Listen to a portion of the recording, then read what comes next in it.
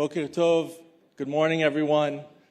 I first want to thank JNS for having me here, and I want to congratulate and thank the leadership and the organizers.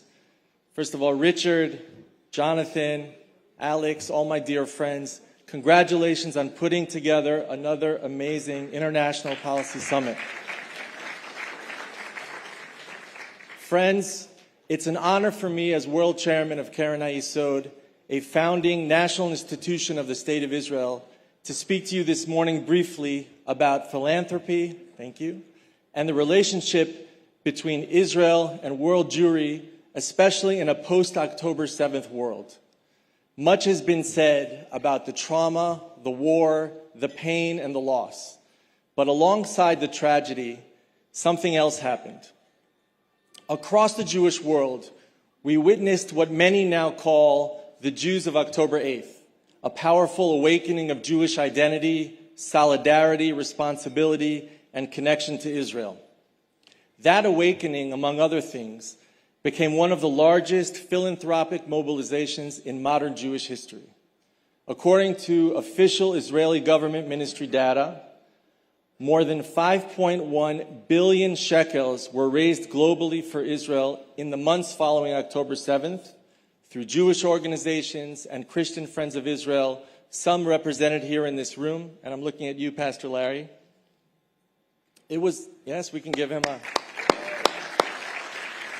And to all of our Christian Friends of Israel. It was among the most significant displays of Jewish generosity and awakening since the Yom Kippur War in 1973. Friends, at Keren Hayesod alone, our donors have contributed more than 2.5 billion shekels to date for Israel since the beginning of the war. These funds help rebuild communities, strengthen hospitals, support victims of terror, and reinforce Israeli resilience. But the numbers are not what makes this story extraordinary.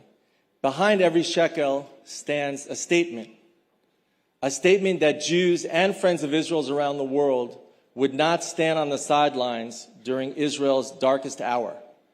The numbers are historic. The unity behind them is even more remarkable. But I must stress that philanthropy is not simply about one-way giving. It's about mutual partnership. And partnership comes with responsibility. Since October 7th especially, Jewish communities around the world have faced rising anti-Semitism, growing security concerns, and significant social and political pressures. You just need to hear Sid Rosenberg talk about the state of affairs in New York, and you'll understand.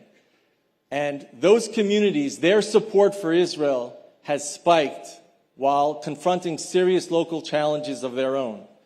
So continuing that support of Israel at the same time of dealing with the local challenges is even more remarkable. And for that reason, the responsibility that goes along with this financial support cannot be one-sided. Our responsibility is to understand the needs of the communities, to strengthen our connection, and to actively support Jewish life around the world. October 7th also reminded us of another important truth. When Israel is united, the Jewish world feels it. And when Israel is deeply divided, the Jewish world feels that too. During the height of the judicial reform debate in 2023, many Jewish communities watched Israel and its internal strife with growing concern. The impact was adversely felt in conversations, in engagement, and yes, even in philanthropy. Or maybe even especially in philanthropy. As you can see behind me, during that period of division, fundraising at Keren Hayesod declined by approximately 20% compared to the year before. Whereas following the October 7th attacks, donations surged dramatically, increasing by nearly 90%, with many Jewish organizations experiencing a similar trend. Contributions often reflect more than generosity.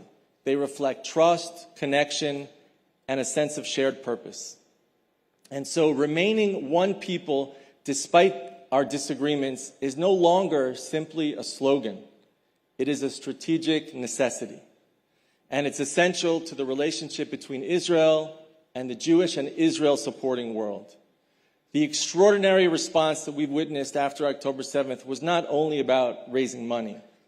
It's about reaffirming a bond between Israel and world Jewry and Israel supporters, a bond between communities and generations, and a bond built on mutual responsibility.